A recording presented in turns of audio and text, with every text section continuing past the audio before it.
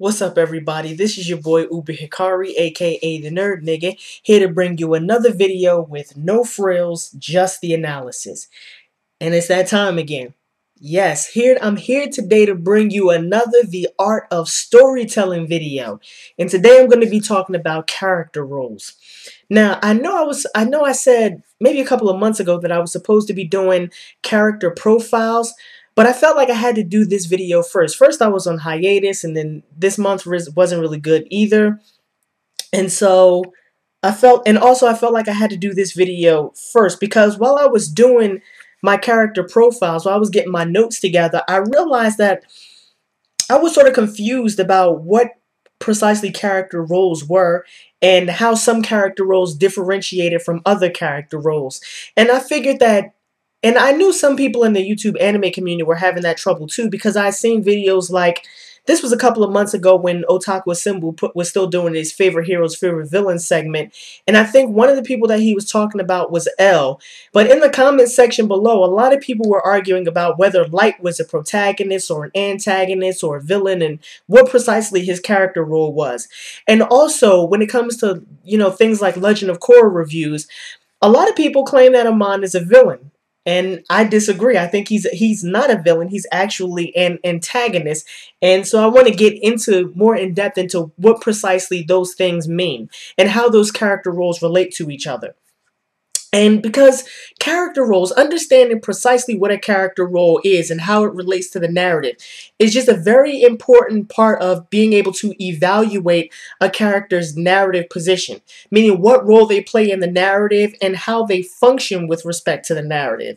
And so I felt like it was very important for me to do this video, not just for myself, but also for everybody else out there who may have been, not exactly clear about what some of these character roles meant or what they were. And I just want to say this. This is not definitive. My word is not gospel. This is just from my own personal learning. I'm pretty sure people have written numerous books on character roles, so this is in no way definitive. So, well, actually, and another thing before I get into this is going to be part 1 of this Art of Storytelling segment. And the reason why I did that was because after looking over my notes, I just realized I don't want to be speaking for an hour and a half. And I know you guys don't want to hear me speak for an hour and a half. So I'm actually going to split this up into 2 parts. Character roles part 1 and the Art of Storytelling character roles part 2, which will come out probably a couple of days from now. So now we can finally get to this video. And this video is going to be broken down into 2 parts.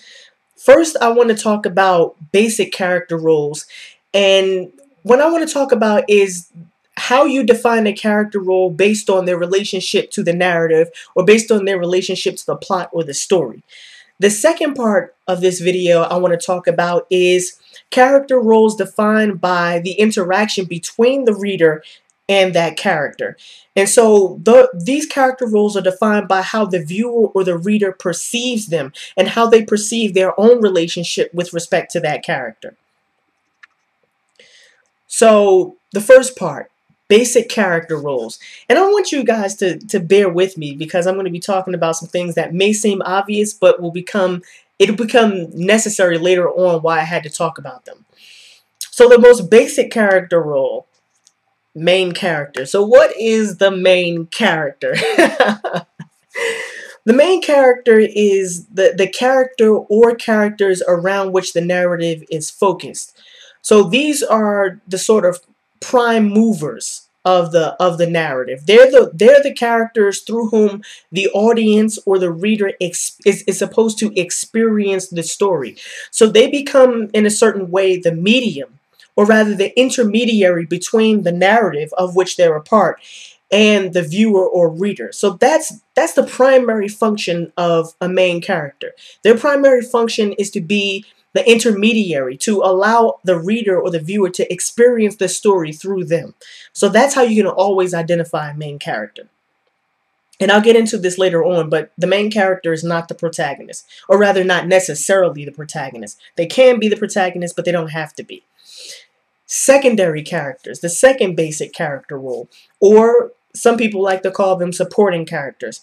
Now, obviously, the supporting characters or the secondary characters are not the main focus of the story, but they help drive the action of the narrative, and they're there to be sort of if the primary role and function of the main character is supposed to be the intermediary, then the secondary or supporting characters are supposed to help the main character fulfill this function of being the intermediary between the reader or viewer and the narrative, story, or plot. And another thing about supporting characters or secondary characters, the way that they fulfill their role of helping the main character be the intermediary is by adding an extra dimension of complexity to the main character. So they're the ones that provide character relationships, or rather, not character. Well, yeah, they're the ones who provide an extra dimension of complexity to the main character by giving them certain character relationships, by populating secondary characters around them and allowing them to build relationships between those characters. And in that way, they help become the intermediary between the narrative, plot, or story and the viewer or reader. And notice this: the role of the secondary or supporting character is always defined by a lateral relationship. Their character development is always lateral, horizontal. In other words, secondary and supporting characters almost never have independent character development or independent characterization. Any characterization or character development that they have will always necessarily be in relation to the main character. So that's how you can always identify a supporting or secondary character. Another basic character role that I have to touch on, which I haven't heard a lot of people talk about that much in the YouTube anime community, is what's known as the foil character. Now, this is a character who is supposed to contrast with the main character. And by contrasting with the main character, they're able to, the author, by having a character contrast with the main character, the author is able to highlight very specific character qualities that they want the reader or viewer to be aware of, and not just be aware of, but to be consciously aware of, because them being aware of those certain character qualities has a particular purpose in terms of the plot, the story, or the narrative. And again, just like secondary characters, the foil character, because they are designed to contrast with the main character, their character development and characterization is also lateral, horizontal. They never have independent character. They literally can't have independent characterization because their character is supposed to fulfill the role of contrasting with the main character. So they always have a horizontal or lateral relationship with the main character. So some examples of foil characters would be Sancho Panza from Don Quixote. So if any of you is, I forget who wrote Don Quixote. I actually forgot. Oh, Cervantes. I forget his first name though, but his last name was Cervantes. But anyway, Don Quixote is the main character of the. Oh, one more thing before I go into this. What's interesting about a foil character is that they can either be a secondary or a main character, because a story can have more than one main character. And so the foil character is probably almost always a main character. Probably. Not sure about that. Don't quote me on that. But in any event, getting back to Don Quixote. So Don Quixote is the main character who also happens to be the protagonist. And Sancho Panza is also a main character, but he's something called the deuteragonist, which I'll get into later on. But Don Quixote is supposed to be the romantic, the idealist, whereas Sancho Panza is supposed to be the practical one. He's supposed to be the realistic one, the pragmatist. And through that contrast between idealism and practicality, we're supposed to learn something. We're supposed to learn something deeper about Don Quixote's character development and about his characterization and about his character more generally. Another example that a lot of people will be able to identify very, very quickly is Naruto and Sasuke. And they have an interesting relationship because not only is Sasuke the foil character to Naruto, he's obviously supposed to contrast with Naruto. Naruto is supposed to be the optimistic one, the idealistic one, where Sasuke is supposed to be overcome by hatred and rage and all of that stuff that goes along with Sasuke. But not only is he a foil character, but he also fulfills the role of being the arch rival, which is another character role that I'll get into later on. So 2 examples, Don Quixote and Sancho Panza, and Naruto and Sasuke. And some other basic character roles, extras. Cannon fodder, background characters. Characters that are there in the story, within the setting, who are necessary to populate the world in which that story or narrative or plot takes place. So those are where extras are. So now on to the second part of this video, which are character roles defined by the interaction between the reader and the character. So 1, these roles are defined by the amount of identification that a viewer or reader is supposed to have with the character. Let me say that again, because there's a little subtlety in that. They are defined by the amount of identification that a reader or viewer is supposed to. Not that they actually have this, but that they're supposed to have with that character. So these roles are dependent on how much the reader or viewer is supposed to empathize with that character or sympathize with that character. And also these roles are determined by which character should garner the most amount of empathy and identification. So those are just kind of like 3 ways of saying the same thing. But I just really wanted to get my point across. So what do I mean when I say identify or sympathize with a character? Here's what it doesn't mean. It doesn't mean that you like them. You can dislike these characters. You can like these characters. They can be your favorite. They can be your least favorite. You can hate them. You can love them. So it doesn't mean that you like them. That's not what it means. Here's another thing that it doesn't mean is that you agree with them. So some people will think that, because I agree with this character's goals, that means that, that because I agree with that character's goals, that I, necessarily identify with them. But that's not what I mean when I say that you identify with them. So here's what I mean when I say you identify with them. It means not that you agree with them, but that you understand them psychologically and ethically. So from a psychological standpoint, it means that you understand their motivations, their desires, their purposes, their goals, their objectives, etc. That's what it means from a psychological standpoint. What it also means from a psychological standpoint is that you understand their internal and their external conflicts relating to that character.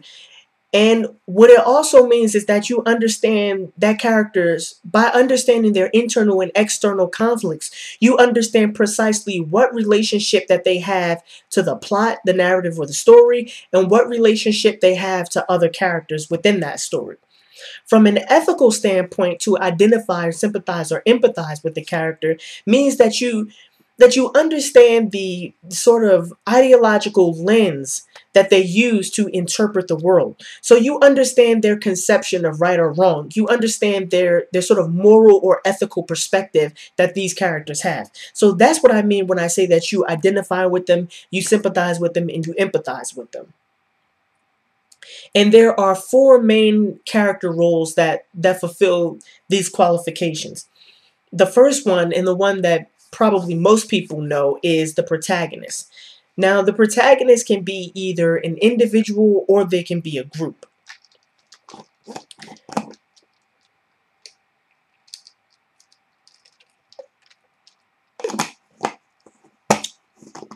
And here's what I was talking about when I said that you'll understand why I would go over something that seems as simple as a main character.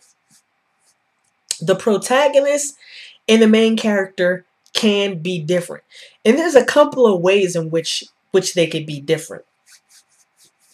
So, first of all, let me explain what a protagonist is. A protagonist is a character or characters most responsible for driving the action of the narrative. They're the characters responsible for producing the central tension or the central conflict of the story or narrative or the plot. They're the characters, and They're most often defined as the characters that must have some conflict with the antagonist. And the antagonist doesn't have to be, another character. If you've read enough stories to know this. So that's what the protagonist is. So here's how the protagonist can be different from the main character of a story. So before I said that a main character just is the intermediary between the narrative and the reader or viewer. They are the character that through whom the audience or the reader is supposed to experience the story. The protagonist is the one responsible for producing the central tension or central conflict of the story. Two examples where these two characters can diverge is when an author uses a technique known as a frame story. So a frame story is literally a story inside of a story, hence frame story. So imagine this scenario. Imagine that there's a story about a character who's telling a narrative about the adventures of a hero. So this would be a very, very clear case where the main character is the person telling the story. They're the ones telling the story about the adventures of a hero, but they're not the protagonist. The protagonist is actually the hero that they're talking about. They're the ones responsible for producing the central tension or central conflict, or, and this is something that I forgot, they're the ones responsible for resolving the central tension or central conflict of the story. So again, if you have a frame story scenario, like the one I just mentioned, the main character would be the one telling the story about the hero, but the hero would actually be the protagonist of the story. Very interesting case. You don't see too many instances of that, but there are, quite a lot of them. Although, most people don't write that way. Another instance where the main character and the protagonist can diverge is in some Sherlock Holmes stories. And I'm not quite sure how many examples, or not quite sure how many stories of Sherlock Holmes are like this. But we all know about first person, second person, and third person, omniscient. We know about all those things. Or at least I hope you do. But in addition to having first person, a first person narrative is when I did this, I did that, etc. But underneath first person, there's a subcategory known as ancillary first person. So what happens is ancillary first person is when the person telling the story is telling the story in the first person, but they're not the protagonist of that story. Very, very interesting case. So in some Sherlock Holmes novels, it will be the case that Dr. Watson is telling the story in the first person. So it's clear he's the main character because it's through Dr. Watson that the reader is supposed to experience the story. But the obvious protagonist of any Sherlock Holmes story is going to be Sherlock Holmes. It's not going to be Dr. Watson. I mean, Dr. Watson is what's known as a deuteragonist, but he's not the protagonist of the story. So in a case where Dr. Watson is telling the story in the first person, it's clear that he's the main character, but he's not the protagonist of the story.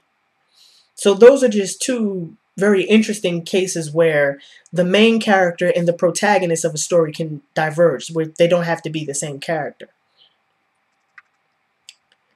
So, again, and like I said before, these character roles that I'm talking about now are defined by how much the audience is supposed to empathize, sympathize, or identify, how much they're supposed to with, these characters. So the protagonist is defined as the character with whom the reader or viewer is supposed to identify. Again, supposed to, not that you will, but the character that you're supposed to empathize, identify with, and sympathize with the most. They are the focal character. They're the character that is supposed to elicit or inspire the most excitement or intrigue from the reader or the audience. So the protagonist is the primary character who's supposed to have all of our, how can I put it, all of our focus, basically. And the protagonist, and this is where people were getting a little bit confused in Death Note, it's possible for a villain to be a protagonist. Light is the main character of Death Note. He's the protagonist of Death Note, but he's a villain. So it's entirely possible for a villain to be a protagonist. So Light is the protagonist of Death Note. Without him, there's no central conflict. There is no, and not only is there no conflict, not only is there no central conflict, rather, but there's no conflict at all. If Light never gets the Death Note, if he never starts killing people, if he's not a sociopath, there's no story. So it's clear that Light is the protagonist of Death Note. He's the one responsible for producing and or resolving the central tension or central conflict of the story. So the protagonist can really be any label you can think of. They can be a hero, they can be a villain, they can be an anti-hero, any sort of name that you can give them along those lines. So now let's talk about the antagonist. The antagonist, again, can be either an individual or a group of characters. And the character, they're most often defined as the character that opposes the protagonist. And they can do this in at least two ways that I know of.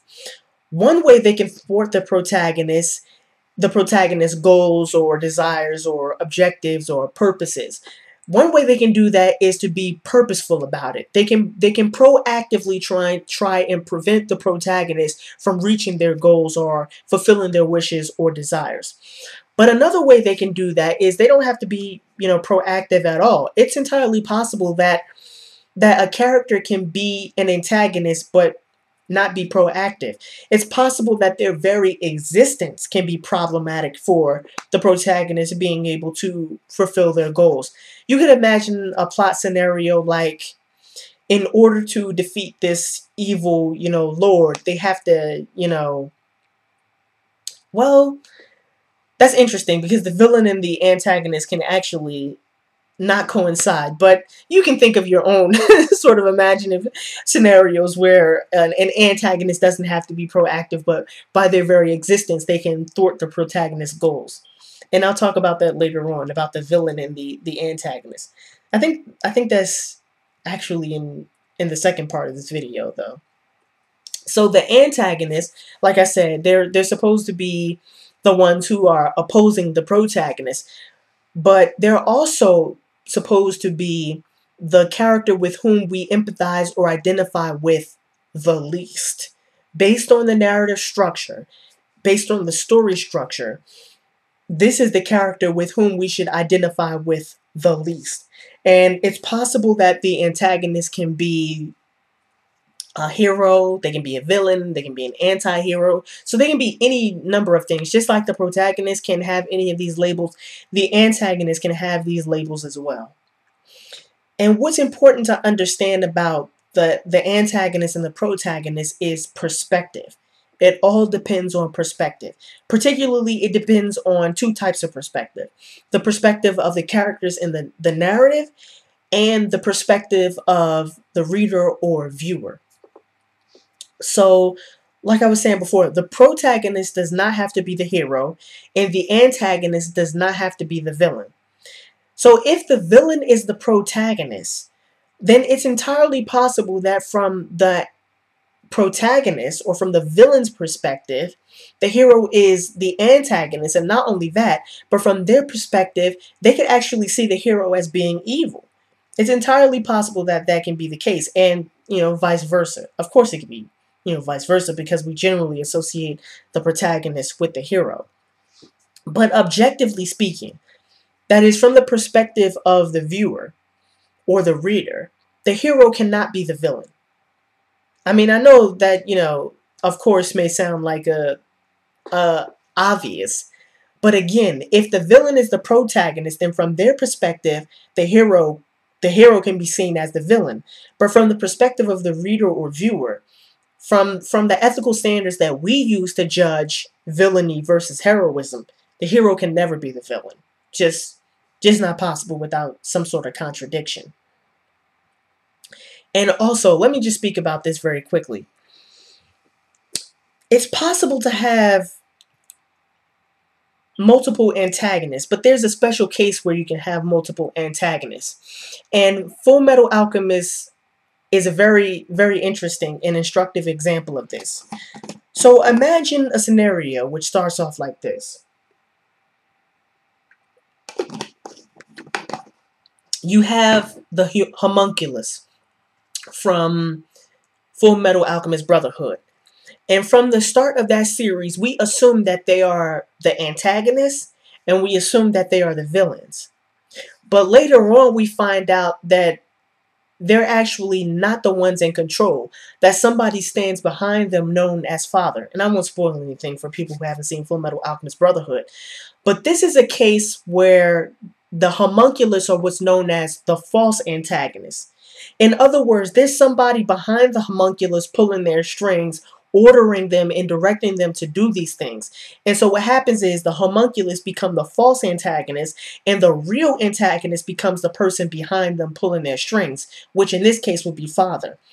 Another example of this is Naruto, where for a long time everybody thought that Toby was actually Madara, and it was just assumed by everyone that he was the antagonist and that he was the villain.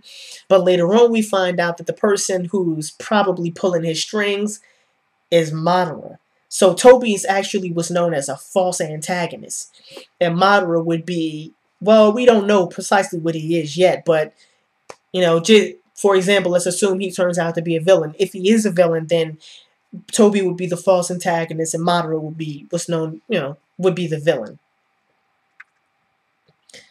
So now let me talk about a third type of character role, which I've already mentioned in this video.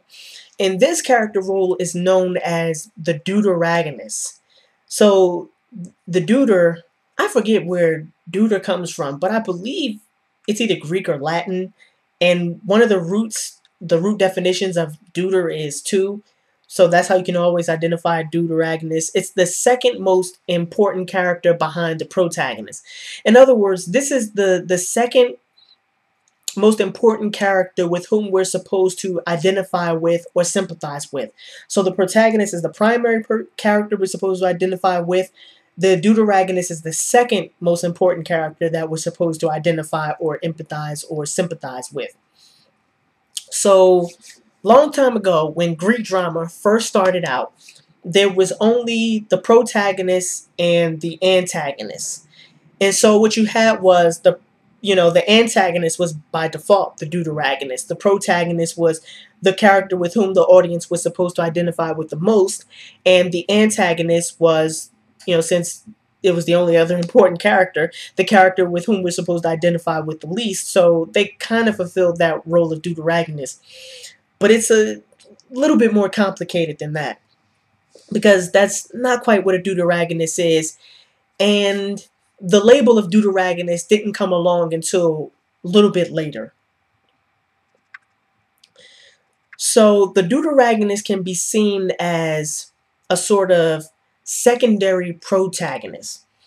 So the deuteragonist was introduced in order to add depth and complexity to the protagonist via characterization. And like I said before, like I mentioned in another video, character development and characterization are not the same thing. Character development refers to how a character develops throughout the narrative. And this could be either progression or regression. So a character can become more heroic or they can become more villainous. It's still character development. Characterization refers to character relationships. So what kind of relationships does this character have to the other characters in that narrative or story? So the deuteragonist was there to add depth and complexity with respect to characterization, so that there would be a relationship between the protagonist and the deuteragonist, so that the protagonist could let their thoughts be known to the audience through the sort of interaction with the deuteragonist. So the deuteragonist was the one who was supposed to sort of aid the protagonist. And later on, the deuteragonist role became more complicated, because it's possible that the deuteragonist can be, a sort of secondary protagonist. They could also be an antagonist. So the deuteragonist can have multiple roles. And one example of this, Well, actually, this is somewhat interesting. Do I want to talk about Zeta Gundam? Because Zeta Gundam is a very interesting case. But let me just say this: Camille Bidan is the protagonist, clearly the protagonist of Zeta Gundam. But the deuteragonist, there's actually, well, no, the deuteragonist in Zeta Gundam is Quattro Bagina, also known as Char Aznavour. So Camille is the protagonist. He's the one driving the central tension and central conflict of the story. But the protagonist is, no, not protagonist, but the deuteragonist is Quattro Bagina. He's the one that's in a sort of secondary capacity behind Camille Bidan. And so one role that the deuteragonist has is the role of sidekick. Like Batman is the protagonist, Robin would be the deuteragonist. Sherlock Holmes would be the protagonist, Dr. Watson would be the deuteragonist. So that's one sort of role that the deuteragonist can fulfill. Another role that the deuteragonist can fulfill is they could be a foil character. So like Sancho Panza. Sancho Panza is a foil character, but he's also Don Quixote's sidekick. He's a deuteragonist as well. So he's sort of like he fulfills that role of being a sort of secondary protagonist.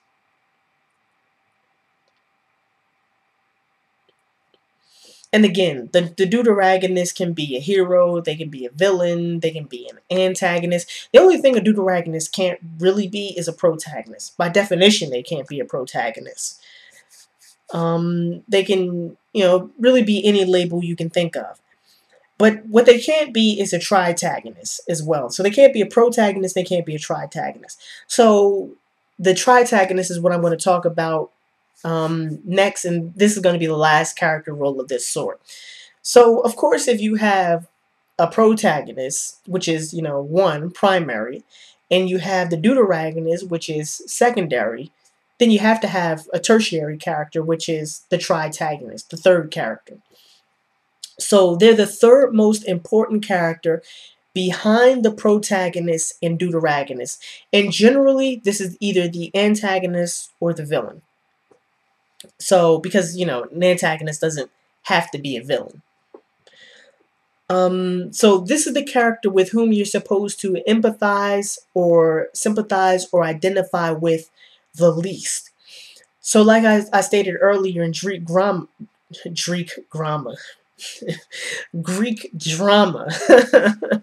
there was a protagonist and an antagonist. But then the deuteragonist came along as a way to add character complexity to the protagonist. So then you had the protagonist, the deuteragonist, and the tritagonist. So the one who became the third most important character behind the protagonist and the deuteragonist was the antagonist. So the antagonist is the one that fulfills this sort of tertiary character role. And from what I can tell, I'm almost certain that the tritagonist is exclusively either an antagonist or a villain. I'm not sure about that, but I'm almost certain of this, that the tritagonist is almost always either, because if you have a tritagonist, then that means you have two others. And if you have two others, then it has to be the protagonist and the deuteragonist. So the only thing that's left after that is the antagonist, which leads me to believe that, yeah, the tritagonist is probably exclusively either an antagonist or a villain.